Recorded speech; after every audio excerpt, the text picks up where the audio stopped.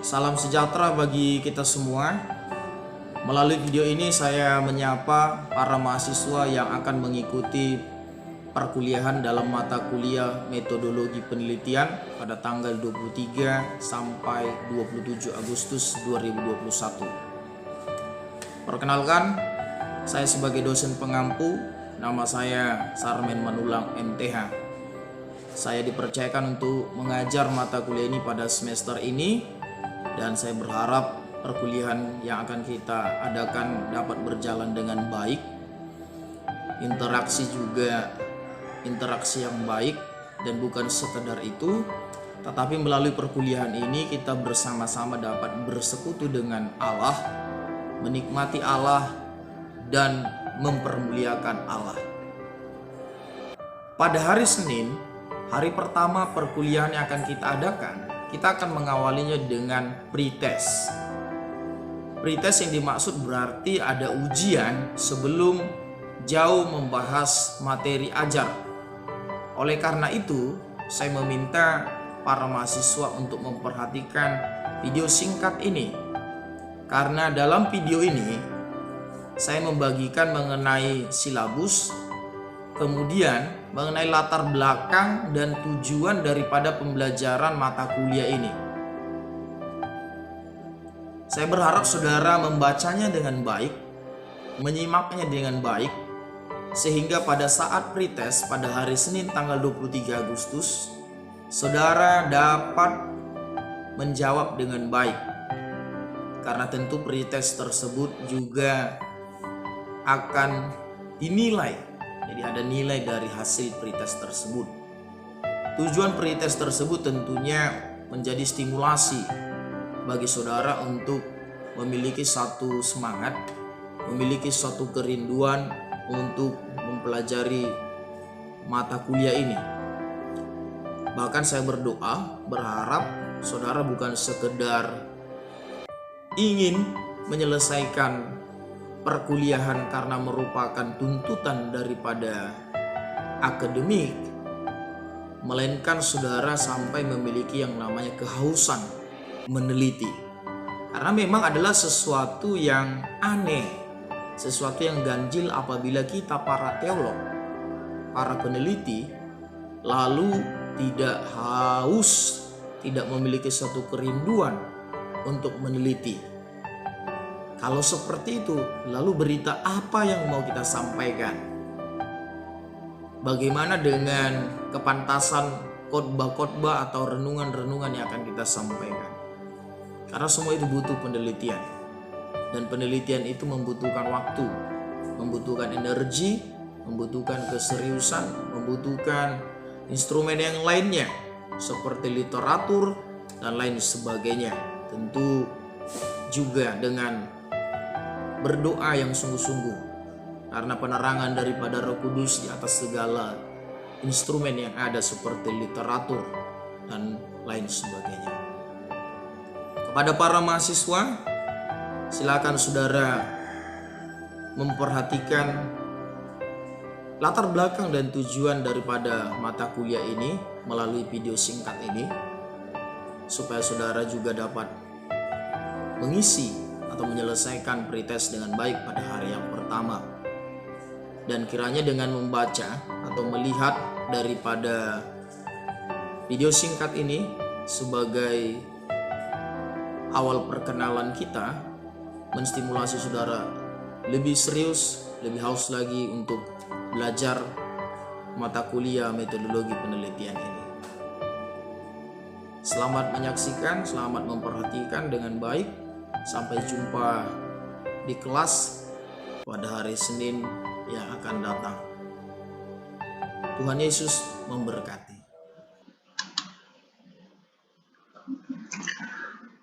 Baik saudaraku yang dikasihi oleh Tuhan, mahasiswa yang mengikuti pembelajaran metodologi penelitian yang kita rancangkan dari hari Senin tanggal 23 sampai 27 Agustus 2021. Nama mata kuliah kita adalah metodologi penelitian. Adapun deskripsi mata kuliah ini adalah mata kuliah ini memfasilitasi peserta didik untuk mengalami pembelajaran mengenai dasar-dasar teologis bagi penelitian yang menghasilkan keharusan, kerinduan, dan kenikmatan teolog sebagai peneliti teologia, sebagai sains dan a science. Studi ini juga mempelajari mengenai penelitian teologis baik dengan paradigma naturalisme maupun positivisme dan penalaran deduktif maupun induktif, baik dengan pendekatan kualitatif maupun kuantitatif, dengan metodenya masing-masing serta langkah-langkah penelitian. Tujuannya untuk dasar-dasar teologis bagi penelitian supaya para teolog atau peneliti mengharuskan dirinya artinya untuk meneliti, merindukan, dan menikmati kebenaran dan penelitiannya. Yang kedua, untuk mengetahui filsafat atau paradigma penelitian naturalisme atau positivisme, cara pikir atau penalaran, deduktif atau induktif, pendekatan, yakni kualitatif atau kuantitatif, atau kedua-duanya, supaya melakukan penelitian sesuai dengan aturan yang sudah ada dan mampu menilai, mengkritisi, bobot atau kepantasan semua daripada karya ilmiah. Kemudian untuk mengetahui prosedur dan manajemen penelitian, mulai dari perencanaan, pelaksanaan sampai pada penulisan hasil penelitian, supaya mahasiswa menjadi akrab dengan dunia penelitian ilmiah. Materi kuliah. 1. Pembahasan silabus.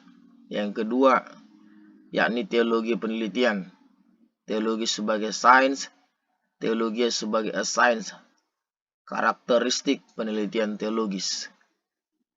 Kemudian filsafat atau paradigma, penalaran, pendekatan, dan metode penelitian.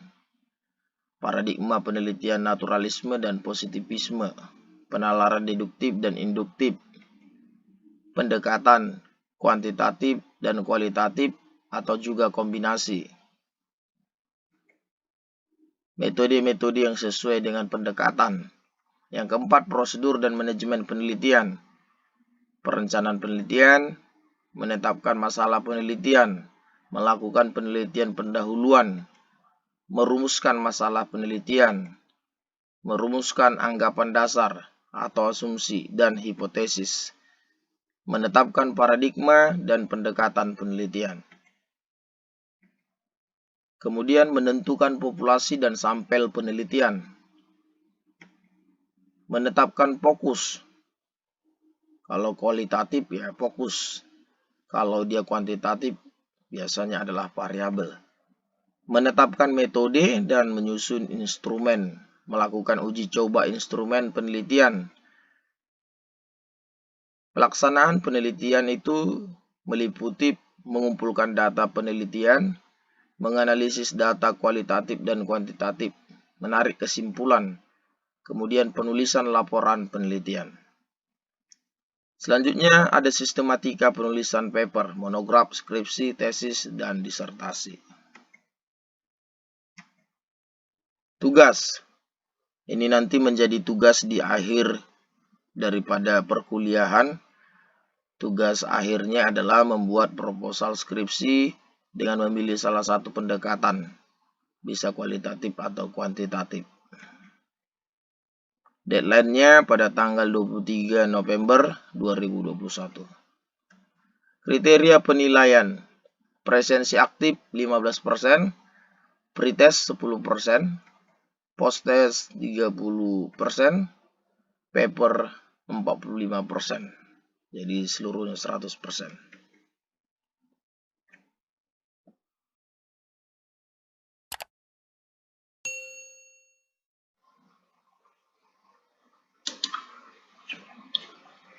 Teologi daripada penelitian. Suatu pertanyaan yang mendasar untuk kita melakukan penelitian. Mengapa meneliti? Penelitian adalah suatu keharusan, kerinduan, kenikmatan. Jadi, para teolog, kita para pelayan Tuhan, harus sampai pada tahap bahwasanya penelitian itu adalah harus, dan bukan hanya harus, tapi ada kerinduan yang mendalam dari hati kita yang terdalam, sehingga melakukan penelitian yang sedalam-dalamnya, sehingga hasilnya pun adalah yang terbaik. Bahkan bukan hanya suatu kerinduan, tetapi saudara sampai pada tahap kenikmatan dalam meneliti.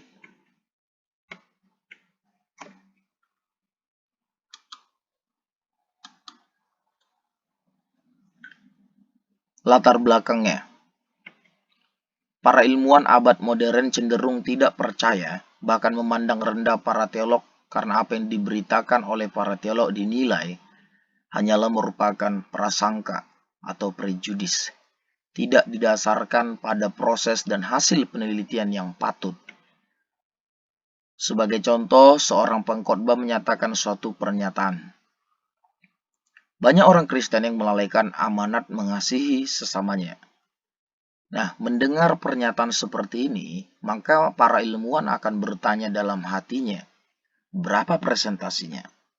Siapa mereka? Di mana mereka? Kapan data itu diperoleh? Dan bagaimana cara memperoleh serta mengolah data tersebut? Begitu cara berpikir para ilmuwan, orang-orang yang rasionalistis. Banyak pernyataan yang serupa ini terungkap di mimbar-mimbar gereja oleh para pengkhotbah, oleh para guru, di ruang kelas, di ruang kuliah. Namun tidak diikuti dengan referensi penelitian. Sehingga pernyataan tersebut dianggap hanyalah rekaan semata, sehingga pengkhotbah dianggap berbohong atau merekayasa. Inilah contoh pernyataan tanpa penelitian. Tidak sedikit juga pengkhotbah hanya mengartikan teks-teks puitis seperti kitab Mazmur hanya secara harafiah, tanpa mengadakan penelitian, sehingga para ahli bahasa pun mempersoalkan kebenaran khotbah yang disampaikan. Tidak heran bukan sedikit ilmuwan yang menjadi semakin skeptik dengan kebenaran yang dikhotbahkan para pendeta karena tanpa penelitian. Padahal penelitian teologis adalah suatu keharusan. Tanpa penelitian, maka khotbah apapun adalah tidak bertanggung jawab dan tidak dapat dipertanggungjawabkan. Memang tanpa penelitian adalah rekaan atau kebohongan belaka. Karena itu sekali lagi penelitian adalah suatu keharusan dan kerinduan bahkan kenikmatan sebagaimana yang diamanatkan oleh teologi penelitian berikut ini. Allah pencipta penelitian, Allah pencipta peneliti dan penelitian. Tidaklah patut menyatakan bahwa Allah adalah peneliti agung, karena Ia adalah Maha Tahu, omniscience, Maha Kuasa, omnipotent, dan Maha Hadir, omnipresent. Demikian pula Ia pun adalah Maha Hadir, sehingga Ia tidak perlu pergi dan mengadakan penelitian. Teologi penelitian menyatakan bahwa Allah menciptakan manusia sebagai makhluk peneliti yang diperlengkapi dengan kemampuan untuk mengadakan penelitian, yaitu makhluk yang ingin tahu, berpikir, berperasaan, dan berkehendak, selain makhluk yang ingin bersekutu dan beribadah. Allah tidak hanya menciptakan peneliti, melainkan juga Allah menyatakan dirinya secara umum dengan menciptakan langit, bumi, dan segala isinya sebagai objek penelitian yang menghasilkan pengetahuan alam, sosial, dan humaniora, dan menyatakan dirinya kepada teolog melalui firman-Nya. Itulah yang disebut penyataan khusus. Kesimpulannya, penelitian adalah suatu keharusan bagi semua manusia, khususnya bagi orang percaya. Manusia sebagai makhluk peneliti. Maksud serupa dan segambar dengan Allah bukanlah dalam bentuk rupa fisik atau physical form, karena Allah adalah roh, melainkan dalam rupa kebenaran asali. Itulah yang hilang saat manusia jatuh dalam dosa. Pengetahuan bawaan dan diperoleh, kekekalan dan natur jiwani, berpikir, berperasaan, berkehendak, dan kekekalan. Manusia diberikan daya pikir, daya rasa, daya dorong, daya cipta ulang, daya hidup abadi. Itulah sebabnya manusia terus bertanya dan mencari tahu, termasuk mencari tahu mengenai hal-hal yang abadi. Bertanya dan mencari tahu jawaban adalah unsur yang utama dari penelitian. Karena itu manusia juga disebut sebagai makhluk peneliti. Manusia berusaha menjawab pertanyaan-pertanyaan tentang apa yang dilihatnya, dirasakannya, dipikirkannya, dan apa yang dialaminya mengenai lingkungan alam dan sosial di sekitarnya, sehingga menghasilkan ilmu pengetahuan. Manusia juga berusaha menjawab pertanyaan-pertanyaan yang ada di balik apa yang dilihat, dirasakannya, dan dipikirkannya sehingga menghasilkan teologi natural. Sebagai makhluk abadi, manusia memiliki rasa ingin tahu mengenai hal-hal yang abadi dan kekal. Sekalipun jawaban atas hal-hal yang abadi tidak dapat ditemukan secara empiris, namun manusia tidak akan pernah berhenti mencari tahu dan tidak akan pernah berhenti bertanya. Memang, pengetahuan ilmiah disyaratkan oleh hal-hal yang bersifat objektif, rasional, empiris, dan sistematis. Namun, hal-hal yang melampaui syarat-syarat objektif, rasional, empiris, dan sistematis tidak ada dan tidak benar. Tidak semua objek dapat diukur. Itu bukan berarti tidak dapat diteliti. Itu pun bukan berarti tidak benar. Karena ada objek yang terlihat dan ada objek yang tak terlihat, misalnya angin dan roh. Yang tidak terakomodasi oleh rasio bukanlah tidak ilmiah, melainkan melampaui hukum ilmiah. Itu bukanlah tidak benar, melainkan kebenaran yang melampaui hukum rasional. Manusia diciptakan dengan kemampuan untuk mengadakan penelitian, dengan maksud untuk menegaskan kebenaran, mengakuinya, mengalaminya, melakukannya, menyukainya, menikmatinya, dan memperjuangkannya. Penelitian adalah keharusan bagi teolog. Allah memberikan kebenarannya kepada teolog melalui proses penelitian. Ezra adalah seorang teolog. Dia adalah ahli kitab dan ia memiliki komitmen untuk mengadakan penelitian. Dalam kitab Ezra pasal 7 ayat 6 sampai 10 hal itu dapat kita lihat. Karena memang penelitian tidak bisa dipisahkan dengan panggilan seorang teolog. Teolog dipanggil untuk meneliti, menikmati kebenaran dan memberitakannya. Apabila seorang teolog berhenti mengadakan penelitian, maka sesungguhnya ia telah berhenti berperan sebagai teolog. Hasil penelitian seorang teolog pasti terbaca melalui khotbahnya atau pengajarannya atau jawabannya atas pertanyaan-pertanyaan umat. Karena teolog tidak dapat berbicara tanpa data, dan data tersebut hanya dapat diperoleh dari proses penelitian.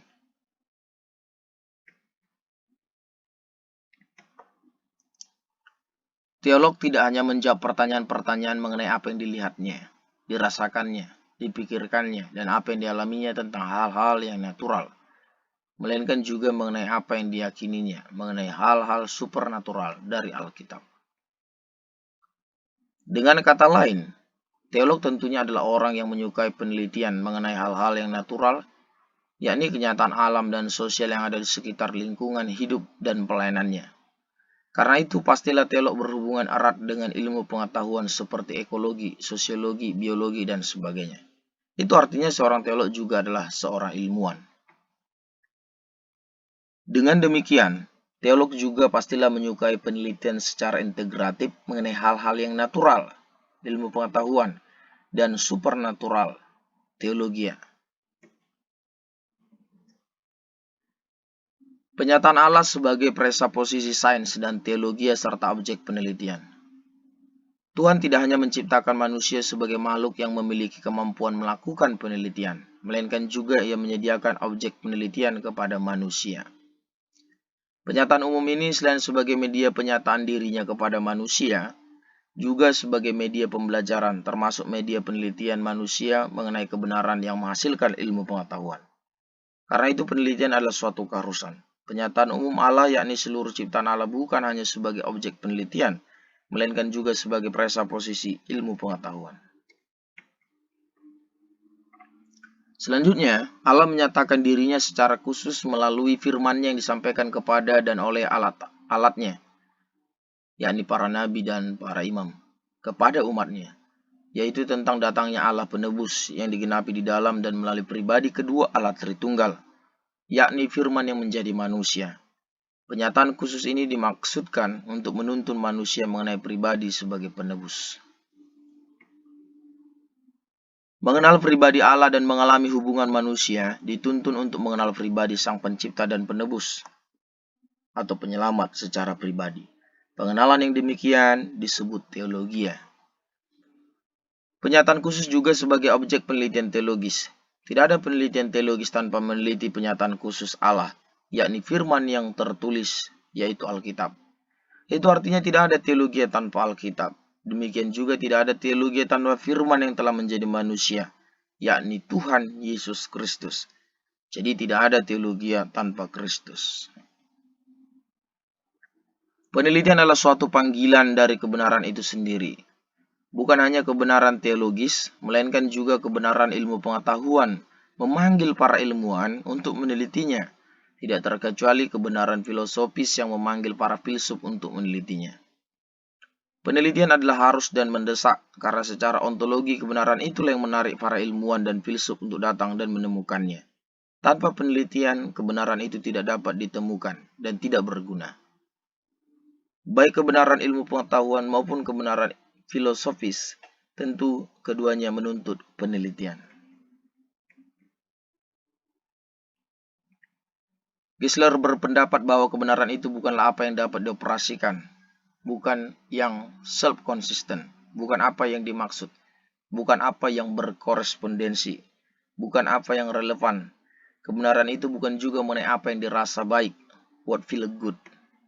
Kebenaran itu bukan juga seperti yang dipersoalkan atau diperdebatkan tanpa akhir oleh para filsuf modern, yakni kebenaran ide oleh kaum rasional seperti René Descartes, Spinoza, dan Leibniz, atau kebenaran empiris oleh kaum empirisme seperti Francis Bacon, Thomas Hobbes, John Locke, George Berkeley, David Hume, dan lain-lain, atau kebenaran ideal oleh kaum idealisme seperti Immanuel Kant. Kebenaran ilmu pengetahuan terbatas hanya pada objek penelitian, data empiris, dan kebenaran filosofis terbatas hanya pada kemampuan akal budi atau ide atau konsep yang ada pada manusia, dan kedua-duanya terbatas pada penyataan umum Allah. Dengan tidak menafikan teori kebenaran para ilmuwan, yaitu kebenaran epistemologis, lebih sempit dari ginosko dan epiginosko, namun kebenaran teologis bukan hanya sejauh tes kebenaran di atas, melainkan kebenaran itu adalah pribadi. Tuhan Yesus berkata, "Akulah kebenaran." Tuhan Yesus menyebut dirinya sebagai kebenaran, aletheia. Kebenaran aletheia adalah subjek yang dialami secara subjektif. Karena itu mengenal pribadinya berarti mengenal kebenaran. Mengenal kebenaran berarti mengalami kebenaran secara subjektif, yaitu dibenarkan, sehingga dapat berpengetahuan dan hidup benar. Yesus sang kebenaran telah datang kepada kita. Ia tinggal bersama kita. Ia yang datang dan menemukan kita. Ia yang berkorespondensi dengan kita. Semua yang tidak berkorespondensi dengan dia tidak mengalami kebenaran, bahkan tidak dapat berteologia sama sekali. Kristus sang kebenaran ialah yang menarik orang datang kepadanya, bukan orang yang tertarik kepada kebenaran, melainkan kebenaran itu sendiri yang menarik orang datang kepadanya. Kebenaran itu yang membuat kita menelitinya, dan kebenaran itu sendiri yang membukakan dirinya kepada kita. Arthur F. Holmes menulis mengenai kebenaran yang menggerakkan orang kepada kebenaran dan yang mendorong orang untuk mengadakan penelitian. Dari penjelasan Holmes ini, maka seluruh bidang kehidupan harus menjadi perhatian dan penelitian orang percaya, bukan hanya menafsirkan Alkitab. Orang percaya dipanggil untuk meneliti kehidupan secara menyeluruh dalam terang Alkitab. Kebenaran itu tidak diciptakan, melainkan ditemukan. Korespondensi teologis tentang Allah dipahami dengan keyakinan bahwa there is nothing outside of himself to which he corresponds, ungkap Geisler dalam bukunya. Inilah kebenaran ontis, yaitu kebenaran dari, oleh, dan untuk dirinya. Kebenaran ontis ini dikaruniakan sebagai kebenaran epistemologis kepada siapapun yang diperkenankannya berkorespondensi dengannya. Ia juga yang mengkorespondensikan kita kepada Bapanya, karena tidak ada seorang pun yang datang kepada Bapa kalau tidak melalui aku, kata Yesus. Ia pun meminta kepada Bapa dan memberikan kepada kita seorang penolong, yakni Roh kebenaran yang memimpin kita kepada kebenaran. Namun dunia tidak melihat Dia dan tidak mengenal Dia, sedangkan kita dapat mengenalnya. Penelitian adalah suatu kerinduan dan pertanggungan jawab. Dalam Lukas pasal 1 ayat 1 sampai 14 kita dapat melihat di situ mengenai hal-hal penelitian. Antara lain masalah penelitian, tujuan penelitian, objek penelitian, metode penelitian, instrumen penelitian, pengumpulan data penelitian, laporan penelitian secara tertulis, format penulisan laporan penelitian. Jadi, tanpa penelitian, itu sebenarnya adalah suatu kebohongan, suatu penyangkalan terhadap kebenaran. Jadi dari latar belakang yang kita sudah lihat mengenai mengapa harus meneliti ini, maka kesimpulannya, penelitian itu adalah suatu keharusan, kerinduan, dan kenikmatan. Doa saya, harapan saya, saudara sampai pada tahap itu. Sehingga saudara menjalani perkuliahan sepanjang Senin sampai Jumat, saudara betul-betul excited, betul-betul interest, betul-betul saudara penuh semangat, penuh sukacita. Bukan karena tuntutan akademik untuk menyelesaikan SKS, tetapi betul-betul saudara memiliki kerinduan yang dalam, dari hati yang dalam, sehingga melakukan penelitian yang sangat dalam, dan menghasilkan hal-hal yang mendalam untuk saudara sampaikan tentunya. Bahkan sampai saudara menikmati yang namanya meneliti. Ini merupakan pendahuluan bagi saudara peserta didik yang ikut mengambil mata kuliah metodologi penelitian. Kita akan lanjutkan lebih detail, lebih mendalam, berinteraksi di ruang kuliah. Doa kita, harapan kita, Tuhan memberi kita semua kesehatan, kekuatan, sehingga kita dapat menyelesaikan perkuliahan dengan baik dari hari Senin, tanggal 23 Agustus sampai hari Jumat, tanggal 27 Agustus 2021. Salam sejahtera bagi semua mahasiswa yang dikasihi oleh Tuhan. Tuhan Yesus memberkati. Salam.